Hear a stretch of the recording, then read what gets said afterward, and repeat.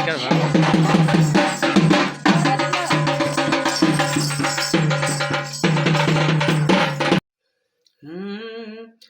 तोहरा शादी के कवानो सगुन भेज दी, तोहरा शादी के कवानो सगुन भेज दी।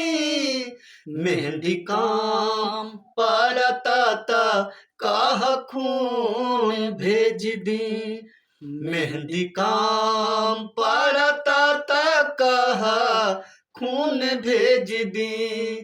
तोहरा शादी के कवानो सगुन भेज दी, तोहरा शादी के कवानो सगुन भेज दी। मेहंदी काम पड़ता कह खून भेज दी, मेहंदी काम पड़ता कह खून भेज दी। आगे कहा था दीवाना, कैसे कहा था पागल होके। बोला आखिर काहे ना तू वादा निभैलू, झूठा हूँ के काहे खाती क्रिया तू खैलू। बोला आखिर काहे ना तू वादा निभैलू, झूठा हूँ के काहे खातिर क्रिया तू खैलू।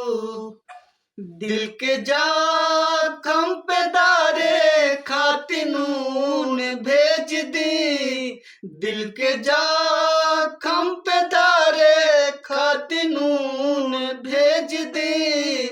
मेहंदी काम पड़ता कह खून भेज दी, मेहंदी काम पड़ता कह खून भेज दी।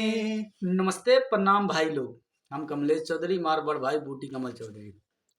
अगर रउआ लोग यह जौन वीडियो देखा तानी, केसाई लाल यादव के वीडियो होत, पवन सिंह के वीडियो होत, समर सिंह के वीडियो होत, शिल्पी राज के वीडियो होत, प्रमोद प्रेमी के वीडियो होत, नेहराज के वीडियो होत, नील कमल सिंह के वीडियो होत या चंदन चंचल का वीडियो होत, तो सब लाइक सब्सक्राइब कराते। लेकिन आप लोग हमन के छोटा समझ के कलाकार समझ के, छोटा कलाकार लाइक नहीं कर जली। लेकिन कलाकार कोनो छोट बड़ा ना होला, एक बार सपोर्ट करके देखी, बाकी फिर आगे देखी का होता। कुछ करे वाला मनो के बाटी। ले एक गाना और बाटे जवन दर्द कितना प्रीतियम होला, प्रेम के रोग कोनो बताई। सुनिए आई देखी, थोड़ा गौले में टूटिया फूटिया हो जाई। दर्द कितना प्रीतिया में होला, दर्द कितना प्रीतिया में होला।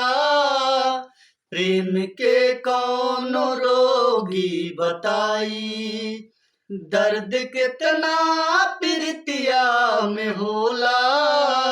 प्रेम के कौनो रोगी बताई, दर्द कितना प्रीतिया में होला।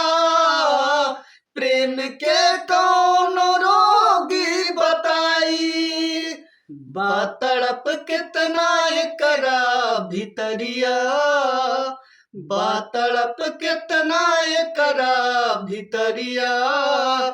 बात सबका समझ में न आई, दर्द कितना प्रीतिया में होला।